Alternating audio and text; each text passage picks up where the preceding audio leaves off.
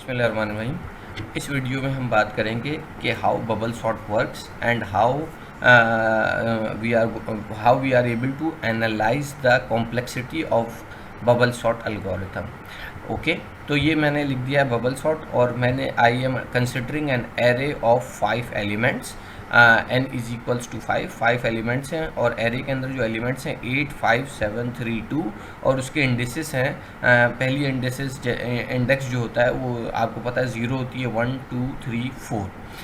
और मैं क्या कर रहा हूँ, जस्ट टू प्रूव इट, मैं इस एरे को जिसके एलिमेंट्स ये हैं इसको हॉरिजॉन्टली के बजाय मैं यहाँ पे इसको वर्टिकली 8, 5, 7, 3, 2 ऐसे करके लिख देता हूँ, और ये मैंने एरे को ऐसे करके लिख दिया। अच्छा, बबल सॉर्ट कैसे काम करता है? बबल सॉर्ट काम ऐसे करता है कि it will work in a way that it will compare consecutive elements, and if the number is greater than second element then it will interchange. मसलन कैसे काम करता है कि हर कंसेक्यूटिव बबल सॉर्ट जो एल्गोरिथम है वो हर कंसेक्यूटिव एलिमेंट को या पेयर को चेक करता है, और वो चेक करता है क्या, कंपेयर करता है। कंपेयर करने के बाद अगर उसको वो लगता है कि नीचे वाला नंबर छोटा और ऊपर वाला बड़ा है, तो वो क्या करता है कि नीचे वाले नंबर को, जो छोटा नंबर होता है उसको ऊपर लेके आ जाता है, और ऊपर वाले नंबर को जो बड़ा होता है उसको नीचे लेके आ जाता है।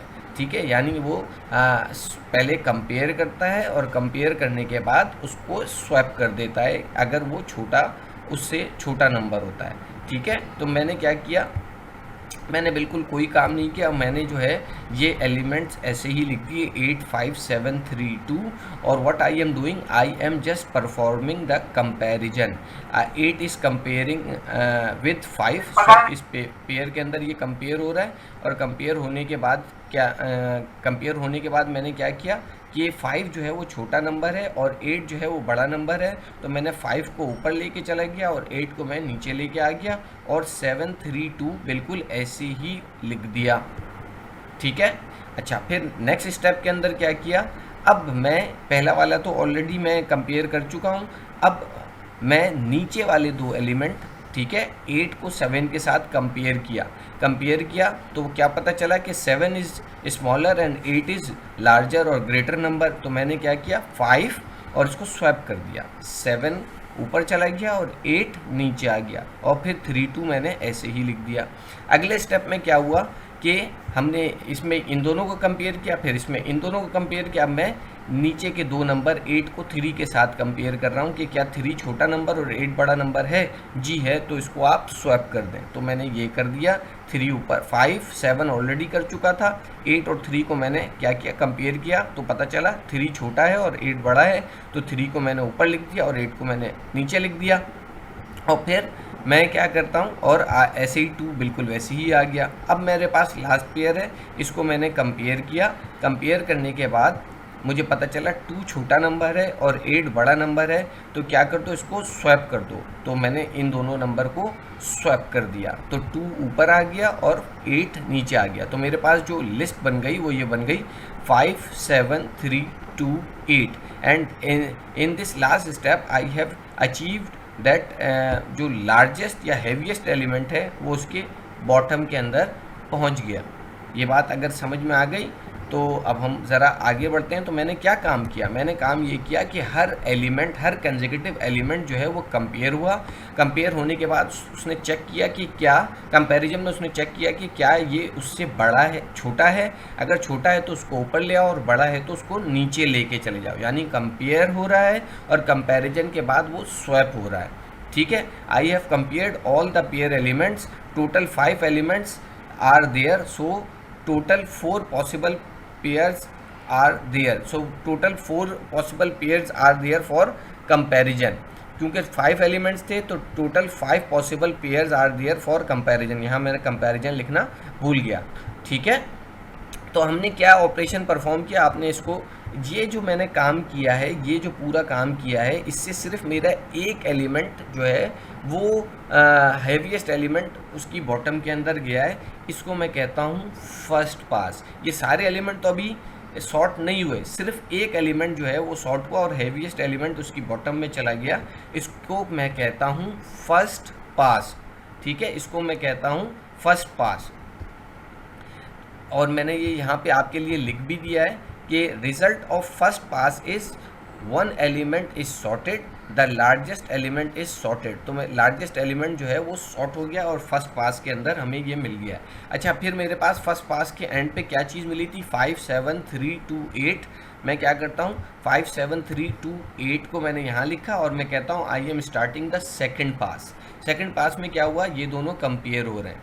5 इज़ ग्रेटर देन 7 है, कंपेयर हुआ, नहीं है। तो जब नहीं है तो ये स्वैप नहीं होगा, ये मैंने बिल्कुल वैसे ही लिख दिया, 5 7 और 3 2 8 बिल्कुल वैसे ही लिख दिया। फिर अगला पेयर, अगला कंसेक्यूटिव पेयर जो है वो मैं कंपेयर करता हूँ, 7 and 3 is 3 is smaller and 7 is larger. तो मैंने 3 को ऊपर लिखा और 7 को नीचे लिखा और 2 और 8 ऐसे ही आ गए। Then next pair 7 and 2, 7 and 2, 2 is smaller and 7 is larger. Yes, तो क्या कर दो, इसको स्वैप कर दो। तो 7 और 2, तो 2 आ गया और 7 आ गया और 8 ऐसे ही आ गया। मैं दोबारा रिपीट कर रहा हूँ, 5 वो एलिमेंट जो फर्स्ट पास का आउटकम था 5 7 3 2 8, इसके अंदर पहले वाले पेयर को मैंने कंपेयर किया, क्या ये बड़ा है, पहला दूसरा नंबर पहले से बड़ा है, नहीं है, इस मीन्स ये ऑलरेडी सॉर्टेड है। तो मैंने इसको ऐसे ही लिख दिया और नीचे की पूरी चीज़ ऐसे ही आ जाती है। फिर मैंने कहा कि क्या ये दोनों पेयर 7 और 3 आपस में कंपेयर किया, क्या ये छोटा और बड़ा है, हाँ है, तो इसको स्वैप कर दो और बाकी चीज़ें ऐसे ही लिख दी जाती हैं। फिर मैंने कहा कि क्या ये दो इस वाले इसके अंदर क्या ये पेयर जो है ये कंपेयर करो, क्या ये छोटा और बड़ा है, हाँ है। तो इसने क्या किया, 7 को 2 ऊपर आ गया और 7 नीचे आ गया और मैं आठवां नंबर जो है मैं ऑलरेडी सॉर्ट कर चुका था पिछले स्टेप में, यानी फर्स्ट पास में। तो I don't need to compare these two. Okay, so अच्छा, फिर अब आ जाइए, ये जो आउटकम है 5 3 2 7 8, इसको आप क्या करिए, ये आपके लिए थर्ड पास का इनपुट हो गया और थर्ड पास के इनपुट के अंदर आपने क्या किया, 5 3 2 7 8 ऐसे ही लिख दिया और अब आप कंपेयर कर रहे हैं फर्स्ट पेयर 5 इज़ ग्रेटर, 5 और 3 को is 3 is smaller and 5 is greater. Yes, तो उसको नीचे चले जाना चाहिए। तो 3 ऊपर आ गया और 5 नीचे आ गया और 2 7 8 बिल्कुल ऐसे ही लिख दिया। 5 और 2 को कंपेयर किया, 2 is lighter and 5 is heavier. Yes, तो इसको क्या कर दो, कंपेयर किया तो इसको स्वैप कर दो, 2 पहले आ जाए और 5 नीचे आ जाए और 7 8 बिल्कुल ऐसे ही आ गया। तो 5 7 8, ये आप देखिए कि पहले हम 8 को सॉर्ट कर चुके थे, फिर 7 सॉर्ट हो गया और अब 5 हमारे पास सॉर्ट होके आ गया।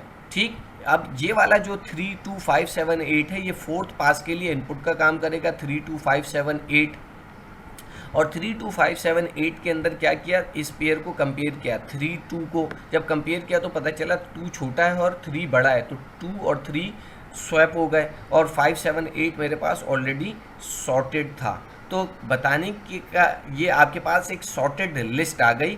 अब जो मैं बात बताने चाह रहा हूँ ये बहुत अहम है, इसको अगर आप गौर से देखें तो यहाँ पे मैंने टोटल इस वाले स्टेप में जब मैं फर्स्ट पास में था तो मैंने टोटल कितने कंपैरिजन किए, मैंने कंपैरिजन यहाँ किया और स्वैप किया, जिसका फिर मैंने यहाँ कंपैरिजन किया, स्वैप किया, यहाँ कंपैरिजन किया, स्वैप किया, यहाँ कंपैरिजन किया, स्वैप किया, जो आपको रेड से नज़र भी आ रहा है। So how many comparisons I have done, 1 2 3 4। So how many comparisons I have done? I have done 4 comparisons. Comparison perform is equals to 4. इससे एक बात और समझ में आती है, when the size of the array is 5, when I have 5 elements in the array, I have performed 4 comparisons. When the size of the array is n, then it will be n minus 1 comparison. जब 5 array का size था तो 4 comparison, तो जब n size होगा तो n minus 1 comparison I am going to perform. बिल्कुल इसी तरीके से अब आप आ जाइए इसके अंदर। तो जब मेरे पास अच्छा, जब मेरे पास सेकंड पास के अंदर मैंने कितने कंपैरिजन किए, ये तो मेरा फर्स्ट पास था। फर्स्ट पास के अंदर I have perform 5 comparisons, and how many swaps I have performed, I have performed 4 swaps. तो when the size of array is n, then the size number of swaps will be n-1। ये बात आपको समझ में आ रही है। अच्छा, अब आप ये देखिए जब मेरे पास सेकंड पास था तो how many comparisons I have perform, comparison number 1, comparison number 2, comparison number 3. So how many comparisons I have performed in second pass? I have performed 3 comparisons in second pass. And how many swaps I have performed? I have performed only 2 swaps. ये देखिए 5 और 7, तो 5 और 7 already जो है 7 बड़ा number था वो नीचे था, ठीक, और 5 छोटा नंबर था वो ऊपर था, तो यहाँ पे कोई स्वैप नहीं किया।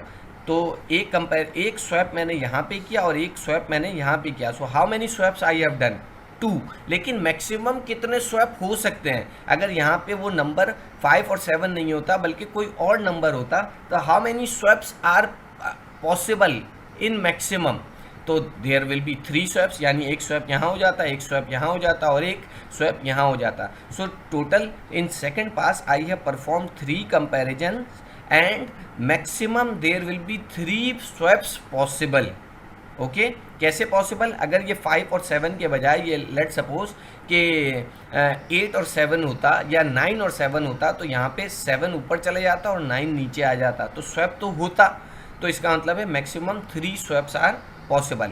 Now in the third pass मैंने उसको पास कर दिया है, यानी पहला पास जब इसका ये 2 एलिमेंट स्वैप हो गए तो मैंने एक लाइन मार दी, और फिर 2 एलिमेंट स्वैप हुए तो फिर 3 एलिमेंट स्वैप हो गए या शॉर्ट हो गए तो मैंने एक और लाइन कर दी और इन सबको अलग अलग पासेस का नाम दे दिया। Now in the third pass what I have done, I have perform 2 comparisons, only 2 comparison. 5 3 से कंपेयर हो रहा है और फिर 5 2 से कंपेयर हो रहा है, तो 2 कंपैरिजंस परफॉर्म की और मेरे पास सॉर्टेड लिस्ट आ गई। And how many swaps I have done? I have done 2 swaps, 5 3 तो 3 5 हो रहा है, और दूसरे वाले में 5 2 तो 2 5 हो रहा है। तो हाउ मेनी स्वैप्स? 2 स्वैप्स। और फोर्थ अब जो इसका आउटकम था 3 2 5 7 8, ये 3 2 5 7 8 मैंने ऐसे ही लिखा था फोर्थ पास में।